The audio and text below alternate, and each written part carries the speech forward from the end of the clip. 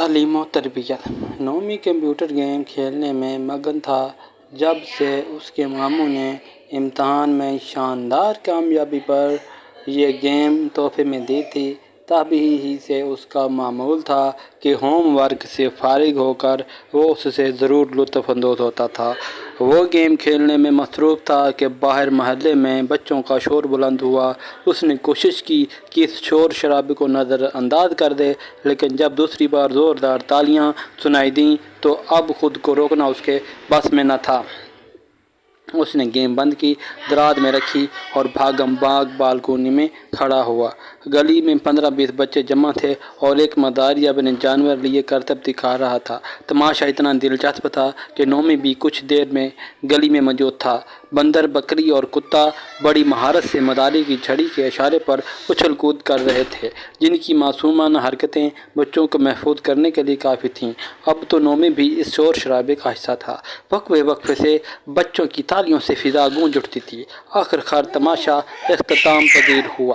کسی نے مداری کو پیسے دیے تو کسی نے کوئی اور چیز۔ نومی کی جیب میں 5 روپے کا سکہ تھا۔ اس نے اپنی جانب سے اس کی خدمت کر دی۔ مداری نے ماتھے پر ہاتھ رکھ کر تمام بچوں کا شکریہ ادا کیا۔ بچے اپنے اپنے گھروں کو واپس چلے گئے، لیکن نومی نے مداری کو روک لیا۔ انکل، پلیز یہ تو بتائیں کہ اتنے اچھے جانور کہاں سے ملتے ہیں؟ میں ابو سے کہہ کر منگوا لوں گا۔ نومی کے معصوم سوال پر مداری کے ہونٹوں پر مسکراہٹ آ گئی۔ بیٹا، یہ جانور بازار سے مل جاتے ہیں، لیکن میں نے بچپن سے ان کی تعلیم و تربیت کی ہے، اس لیے اب یہ اتنے ماہر ہو گئے ہیں کہ میرے ہر اشارے کو سمجھتے ہیں۔ مداری اتنا کہہ کر آگے بڑھ گیا، لیکن لفظ تعلیم و تربیت اس کے ذہن میں اٹک گیا۔ رات سے صبح ہو گئی۔ اسکول سے گھر واپسی تک اور مسجد میں سپارے سے ٹیوشن تک، ٹیوشن سے گھر واپس آنے تک وہ تعلیم و تربیت بارے سوچتا رہا۔ آج کمپیوٹر گیم میں اسے دلچسپی نہ تھی۔ باقی بہن بھائی چھوٹے تھے۔ ابو جان دفتر سے رات گھر آتے تھے اور امی جان کو گھر کے کاموں سے فرصت نہیں ملتی تھی، اس لیے اس کے بارے میں کچھ جان نہ سکا۔ اگلی صبح وہ خود پہ قابو نہ رکھ سکا۔